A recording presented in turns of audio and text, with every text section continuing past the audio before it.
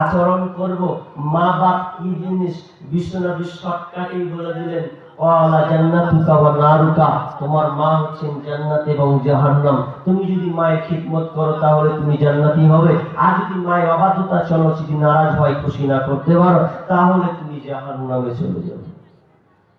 আজকালকার সোশ্যাল মিডিয়াতে আপনি তদন্ত করেছেন কত, আজকে বর্তমান প্রেক্ষাপট আপনাকে বলছি, বাপ মায়ের সঙ্গে যত নেককারজনক আচরণ হয়, আপনার গ্রামে হয়তো সোশ্যাল মিডিয়াতে তুলেনি, কিন্তু আপনার গ্রামে এমন এমন আছে, আমার চোখের সামনে অনেক দৃশ্য আমি জীবনে দেখেছি। বাপ মায়ের সঙ্গে কত বৌমারা কত খারাপ আচরণ করে, বরং নিজের পেটের সন্তান ও বাপ মায়ের সঙ্গে খারাপ আচরণ করে। আরে কিছুদিন আগে তো দেখতে পেলাম, মা মরে গেছে, তো মা যখন মরে গেছে তো মা মরে গেছে, তো এবার বউ আর স্বামী স্ত্রী মিলে ঘরে তালা মেরে দিয়েছে, মায়ের লাশ বাইরে পড়ে আছে, বাপের একখান পা ভেঙেছে। কে ভেঙেছে? তো বেটাতে পা ভেঙেছে বাপের, এই ব্যান্ডেজ নিয়ে আছে এখন। আর মা মরে গেছে, তো তালা মেরে দিয়েছে, বলছে মাকে দাফন করবো না। কি যুগ এলো, কি খাতার না। আমাদের জমিপুরে দেখলাম যে একটা লোক ভ্যান নিয়ে যাচ্ছে, তো ভ্যান নিয়ে যাচ্ছে, পেছনে মাল চাপিয়ে দিয়ে আছে, তো লোকটা পাঙ্গা গো, হালকা পাতলা লোক, সারা মাল বেশি করে নিয়ে গেছে, এখন দিয়ে দিয়েছে, কি করবে? এটা তো মাল ওভারটেক করছে, জমিপুর ব্রিজ ওভারটেক করছে, তো টানতে পারে না, একটা মানে বাইকার ময়া হলো, তখন ভ্যানটা পার করে নিয়ে চলে যাচ্ছে। নিয়ে যাওয়ার পর বলছে, বাপজি দাঁড়াও দাঁড়াও, তুমি এত কি মাল পারবে না, তুমি নিয়ে যাচ্ছ কেন? কেন তুমি এত মাল নিয়ে কম করে যাও, তোমার শরীর এত খারাপ। তো বলছে আমার দোষ করে বেটা, এত কি লিটি হবে, আমার উপায় নেই, আমাকে এই টাকা থেকে কম দিয়ে দিবে, ওই জন্য আমি দিছি। তো কেন তোমার ছেলে পিলা নাই? যে ছেলে পিলা আছে, তো ছেলে পিলা আছে, এত কষ্ট করার কি দরকার? বলছে আচ্ছা ছেলে পিলা আছে বুঝলাম, তো তুমি পরনে যে পোশাকটা পরে আছো সেটা তো ছিঁড়া ডিস্কো, আচ্ছা ওটা নাই মানলাম, ছিঁড়া ডিস্কো পরে আছো, তো তোমার পরনের নিচে লুঙ্গি কই? তুমি যে পাইলা পরে ভ্যান চালাচ্ছ, এই ভ্যান নিয়ে যাচ্ছ।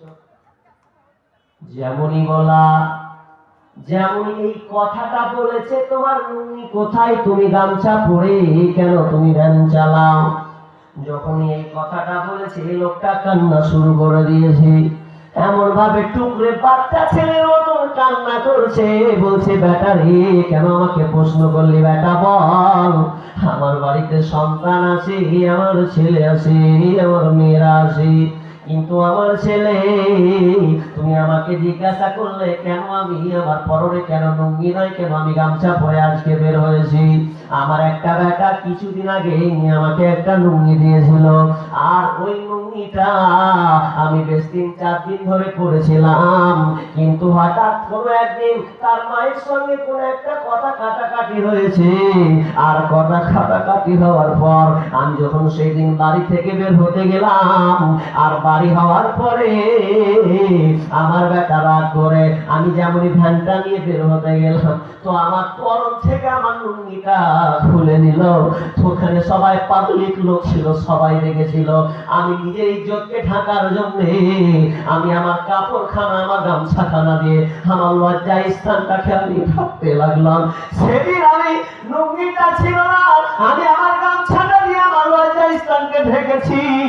আমার ছেলে আমার পরের কাছ থেকে আমার লুঙ্গিটা কেড়ে নিয়েছে, এই জন্য আমি আজকে গামছা পরে আমি আজকে ভ্যানটা নিয়ে বের হয়েছি।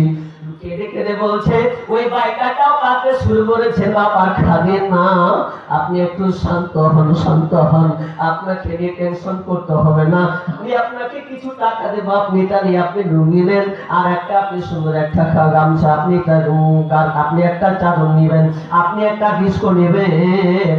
বলেন তো একটা বাপের হালাত একটা ছেলে কেমন করে করতে পারে? হতভাগা সন্তান তুই, কি করে একটা বাপের পরন থেকে তুই লুঙ্গি খুলতে পারলি? তো হাত তো কাঁপার দরকার ছিল, যে তোকে কষ্ট করে এত লালন পালন করে বড় করেছে, কত মেহনত করে থেকে বড় করেছে, আর তোর হাতটা কুল পর্যন্ত কাঁপলো না, বাপের পরন থেকে তুই লুঙ্গিটা খুলতে পারলি। করবেন? পরিস্থিতি খুব খারাপ। বর্তমান প্রেক্ষাপট পাপের আঁচল পরম থেকে লুঙ্গি খুলছে। একজন বাংলাদেশে কিছুদিন আগে সোশ্যাল মিডিয়াতে এসে বলেছে, একজন কলেজের প্রফেসর মিডিয়ার সামনে এসে বলছে, এ পৃথিবীর মানুষ শোনো, ছেলে মানুষ করো কিন্তু মানুষের মতো মানুষ করিও, নাচে তোমার মান সম্মান থাকবে না। সেই মাস প্রফেসরটার নাম হচ্ছেন আব্দুল আউয়াল, জাহাঙ্গীরনগরের প্রফেসর বাংলাদেশের। সে মিডিয়ার সামনে এসে বলছে যে ছেলে যদি মানুষ করো তো মানুষের প্রথম মানুষ করিও, কারণ আমরা তিনটা বেটা, একটা বেটি, তো তিনটা বেটা বিশাল লন্ডনকে ইংল্যান্ড বড় জায়গায় পড়ছে। আমার ছোট বেটাকে আমার পেনশনের টাকা দিয়ে আপনার 70 লাখ টাকা আমি খরচ করলাম, তো এত টাকা খরচ করলাম। এরপরে আমি ছোট বেটাকে বলছি, বেটা বয়স হয়ে গেছে রে বেটা, তো চ আমাকে লে, আমি একাই নিয়ে গেছি, তোর মাও নাই। আর তো বলছে, আব্বা বিয়ে করে নিয়েছি, তুই বিয়ে করে আমাকে তোমাকে কেন দেখাতে হবে, আমি বিয়ে করেছি, তোর বৌমাকে সাথে রাখছে না, তুই বাড়িতে আসে, বাড়িতে থাকো, আমরা বাইরে থাকলাম। কি করবেন? ছেলে মানুষ করবেন। আর নিমহারাম সন্তান, বাপের সঙ্গে কেমন আচরণ করতে হবে? ভালো কাজ কর ভাই, একটা ভালো কাজ কর। বাপ মা যদি পারতো তো গলা টিপে তো হতো, মেরে ফেলে দিত, অথচ তুই ফেলেনি। বাপ মা যদি হালকাও কিছু করে থাকে, যদি বাপ মা খারাপ হোক, বাপ মায়ের অধিকার নাই। ওটা এক করেছিলাম, ওয়াবিল ওয়ালিদাইনি ইহসানা, বাপ মায়ের সঙ্গে ভালো আচরণ করো, ইহসান ভালো ব্যবহার করো, খারাপ আচরণ করবে না। দুঃখ লাগে বাজি বিষয় লম্বাটা বিষয় করুন না, পেছনে বাঘা দুটো আরো বক্তা আছে, আমাকে আলোচনার কথা আমি যাবো, বিষয়টাকে আমি ঘুরিয়ে নিয়ে যাব। কি করে? সেটা হচ্ছে যে বাপ মাকে আপনাকে ভালো করে দেখতে হবে, কিন্তু আমাদের এক জায়গায় দোষ আছে। কি দোষ আছে জানেন? বলবো দোষটা, বলবো, শুনবেন? যদি আপনি কাঁদতে না চান তাহলে আপনাকে বলবো, যদি বলেন না কাঁদবো তাহলে স্টপ।